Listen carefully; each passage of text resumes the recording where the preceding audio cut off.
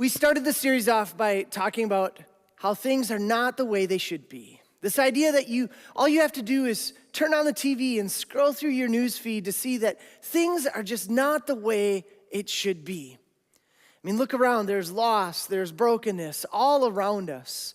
Some of that loss and some of that brokenness we cannot control. Some of it is because of the decisions and choices that you have made. And yet, some of the brokenness and loss comes from other people's decisions and choices that have heaped destruction and difficulty on our lives. But regardless of where it came from, we can look around and see that things are not as they should be. And so we are asking, and have you ever thought about this? Where does this sense of should be come from? In our hearts, we have the sense of the way that things should be, a way of right and good and true and beauty are interwoven into the fabric of our hearts. Where does that come from? Well, in Genesis 1, God says that I'm going to create humankind in my image. And you hear me say that a lot around here at Central, made in God's image. If you have grown up around church, you've probably heard that said a lot, made in God's image. But what does that really mean? Well, it means that nothing of this world can ever satisfy the eternal longings of your heart. It means that the things and stuff, houses and cars and possessions and achievements and accomplishments and entertainment and relationships cannot and will never fulfill the longings of our heart. It would be like trying to fill up the Grand Canyon with water using a medicine dropper. It just ain't gonna happen. Only God can fulfill the eternal longings of the heart. C.S. Lewis wrote it this way: if I find myself the desires which nothing in this world can satisfy, the only logical explanation is that I was made for another world. You and I were made for another world. And that is what the series is about. It's about our ache for Eden, these primal longings of our hearts to go back to how things were, how we were made, where we were made, and what we were made for. And so we long for place, we long for people. There's a longing in our hearts for a purpose, and there's a longing in our hearts for peace. Place, people, purpose, and peace. It's an alliteration I put together so that you can remember these things, so that you can think back to the one who made us. And today we're going to talk about finding our people. And in order to do that, we need to talk about something, and that something is this: loneliness is a thing, is it not? Loneliness is a thing. Mother Teresa said loneliness is the actual epidemic of our day. It is a thing that we deal with, especially after the storms in our life. I experienced loneliness personally back on March 22nd of 2020. March 15th was the very last Sunday we met corporately in this place before our world was shut down and you and I were essentially forced into isolation.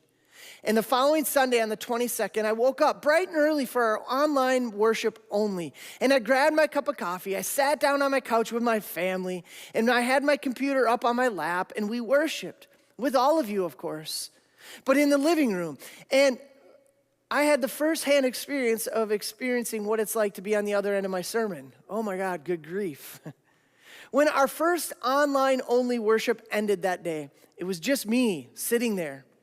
I turned off the TV, closed my computer, and as I was sitting there in the quietness of my living room, all by myself, I worshiped online with all of you. I commented back and forth. It was in that moment that I felt the loneliness in my life. A tsunami of loneliness just crashed over me because I am alone and I'm leading through this, and I have never led through a pandemic before. I've only been the lead pastor for 6 years, and I didn't know what to do. It was in that moment of loneliness and despair, this feeling like I'm the only one. I felt so lonely in that moment, in what was the beginning of a year-long storm. And then I remember something I was told by a mentor friend of mine years back who said, you have to feel the feelings, tell yourself the truth, and embrace life on life's terms. So when the storms come in, feel the feelings, tell yourself the truth, and embrace life on life's terms. Feel the feelings. That day I said, Aaron, what do you feel? And I said, I feel alone. I don't know what to do. Tell yourself the truth. What's the truth? Well, the truth comes from the Bible. God said, you would never leave me or forsake me. You have called me to this, so you will see me through this. God said, you will make a way. That's the truth. All that's in Scripture. That's why I always encourage you to read your Bible. And then embrace life on life's terms. I realized I needed to get up off the couch to lead. But it's in the storms that we also experience homesickness. I mean, have you ever felt homesick? Anyone? I mean, if you've ever traveled, moved, spent some time in a new place, served in the military, you know what it's like to have this longing for home. It's this gnawing, this nauseous feeling because you miss your place and you miss your people. But Hebrews 11 says that there is a home that we haven't seen yet, a home that we long for. There is a country that we haven't seen, a place that we haven't been to. There is this homesickness that we are feeling. There is a homesickness for heaven, the place that has been placed on our hearts from the time we took our first breath. There is a homesickness for God. There's this ache for Eden. But God, in his kindness, he brings people around us while we are here, traveling companions as we journey through this temporary place. So here I am in the middle of a pandemic. I jumped on Amazon that same Sunday, and this is a true story, I typed in Amazon, in the Amazon bookstore, how to lead through a pandemic. True story. And nothing popped up. So then I thought, I got to Google it. I thought there has to be another pastor who has gone through this. So I began to Google how to pastor a church through a pandemic. And the only thing that showed up was a list of area churches and Google Maps with all these pins plastered all over the Chippewa community of the churches in our area. And that's when it hit me. That moment was a gift from God. It was as if God was saying, you see each of those pins, Aaron, each is a pastor who is going through what you are going through. You see, I was looking for a roadmap to get through this pandemic, but God gave me a traveling companion. See, God will use the storms in our lives to create room in our hearts for new friends. I mean, I don't believe that God causes the storms in our lives, but I do believe that God will recycle and repurpose those storms. He will take what the evil one meant to take us out with and use it for good and bring him glory. And one of the ways that he does that is through people, through relationships. And it's in the storms of our lives that we open up and we look around and we say, who's around me? And that's when we learn the value of friendship and of relationship. It is J.C. Ryle who writes, this world is full of sorrow because it is full of sin. It is a dark place. It is a lonely place. It is a disappointing place. The brightest sunbeam is in a friend. Friendship halves our troubles and doubles our joys. I love that. Isn't that good? It halves our troubles and doubles our joys. I mean, think about it. I became friends of pastors who before the pandemic, I personally would never have given them the time of day. And we journeyed through what it means to be a pastor during a pandemic, what it means to lead when you can't meet God's people face to face. We journeyed together in what it means to communicate only through video preaching, what it means to lead through an election cycle, what it means to navigate racial tension that tore at the fabric of our nation and our city. These pastors became my friend before I ever knew who George Floyd was. God gave me a friend through one storm that I would need for the next storm. You see, storms in our lives, they stir up in our hearts this ache for Eden. Who are my people? And Pastor Tim Keller speaks to this ache when he talks about our desire to be known and to be loved. Listen to what he writes. He says, to be loved but not known is comforting but superficial. To be known and not loved is our greatest fear. But to be fully known and truly loved is, well, a lot like being loved by God. It is what we need more than anything. It liberates us from pretense, humbles us out of our self-righteousness, and fortifies us for any difficult that life can throw at us. This is Ache for Eden, to bring us back to what was. So if you have a Bible with you today, I want you to jump into Genesis chapter 1. Because it says we are made for relationships. Then God said, let us make mankind in our image, in our likeness, so that they may rule over the fish in the sea and the birds in the sky, over the livestock and all the wild animals, and over all the creatures that move along the ground. So God created mankind in his own image. In the image of God, he created them, male and female. He created them. You see, when God created humanity, he created relationships. This means that you were created in the image of God, and God is relationship.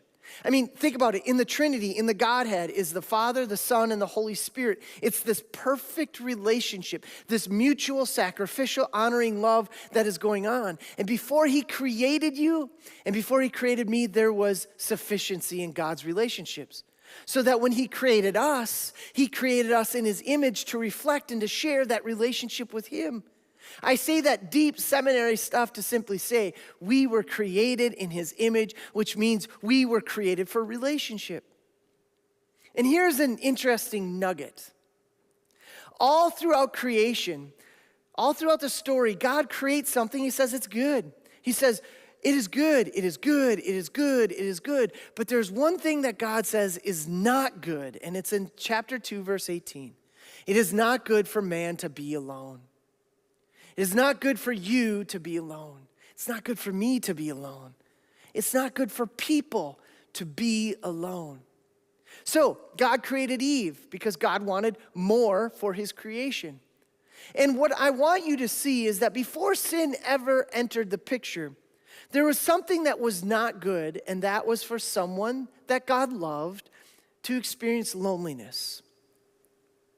I will say it one more time in case that you people in the back can't hear me. You were created and made for relationships. Now, when relationships are not right, there is, what I talked about last week, a vandalism of shalom. When relationships are right, it can be like heaven on earth. But when relationships are not right, it can be like hell on earth. And when relationships are not right, it's because of the consequences of the fall and the consequences of our own brokenness and our own sin.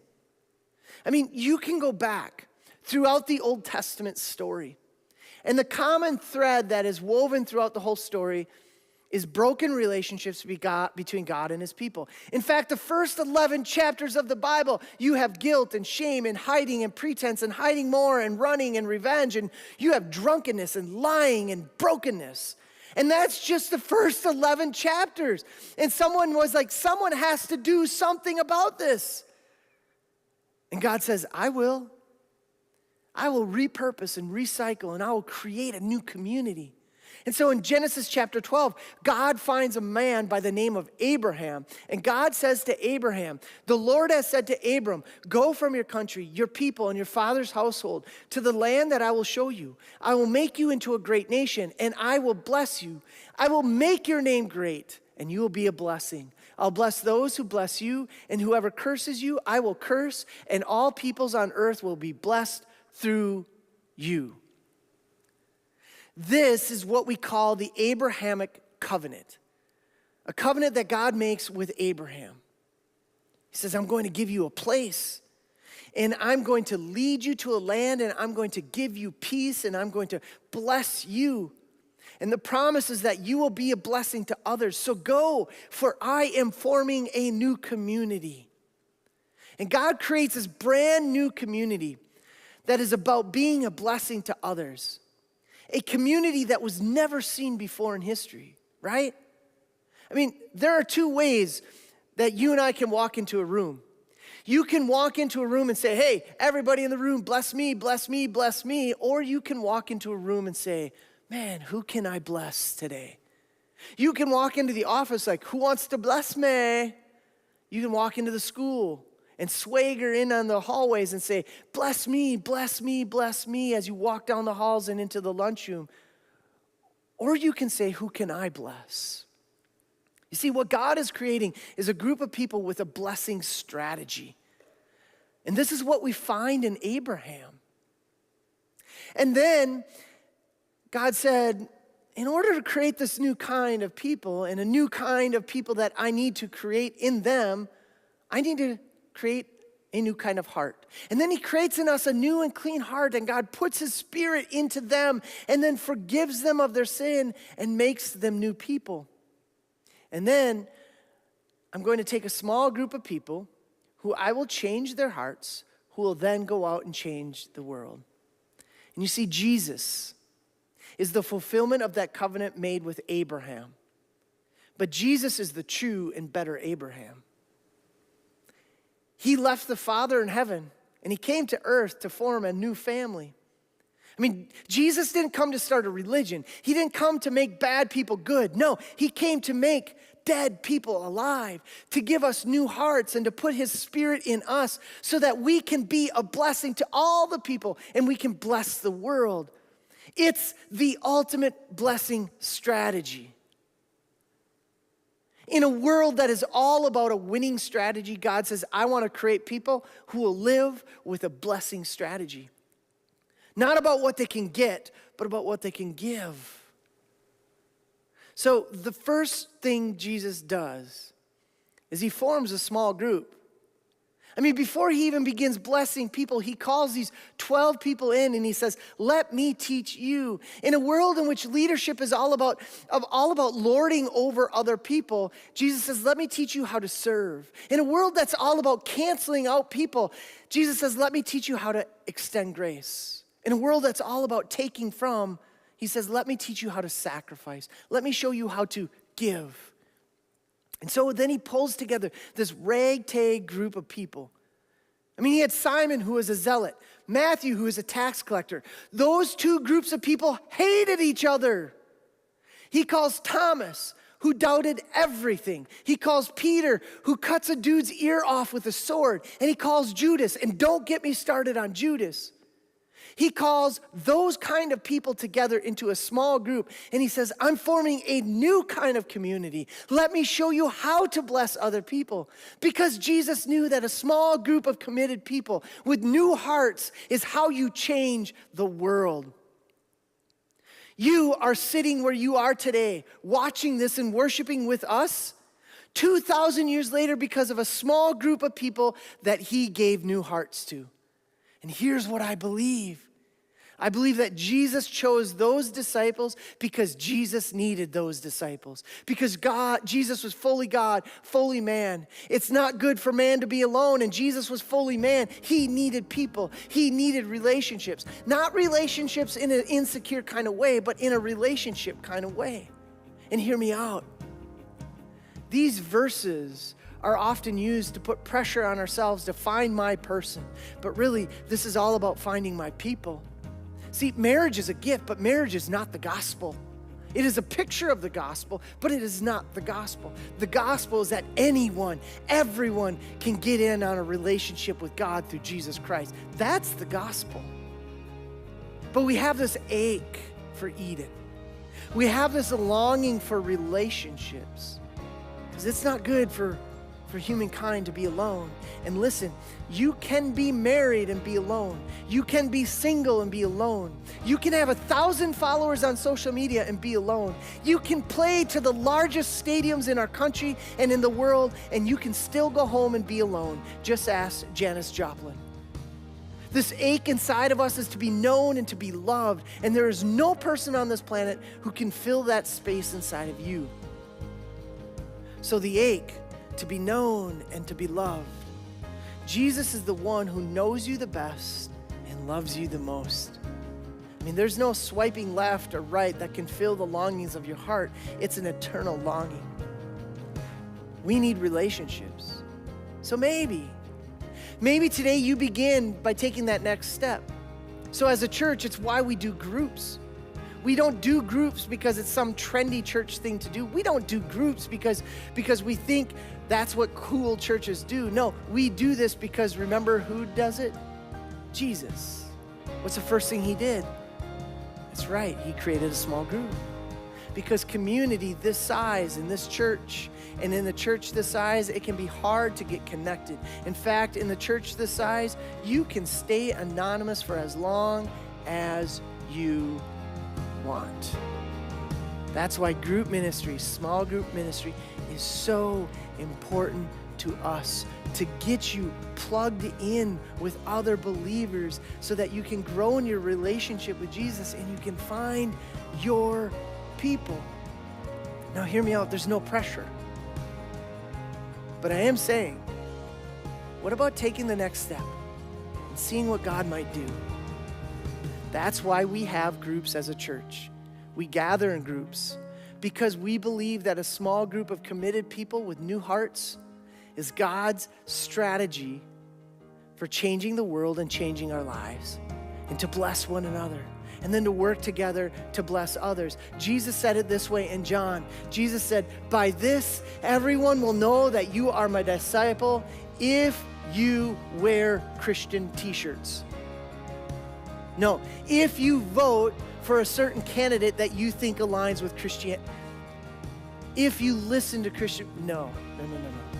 Jesus says, "By this, everyone will know that you are my disciples if you love one another." When you bless the world, church, when you bless the world that's around you, you are a sign to the world that you belong to Him.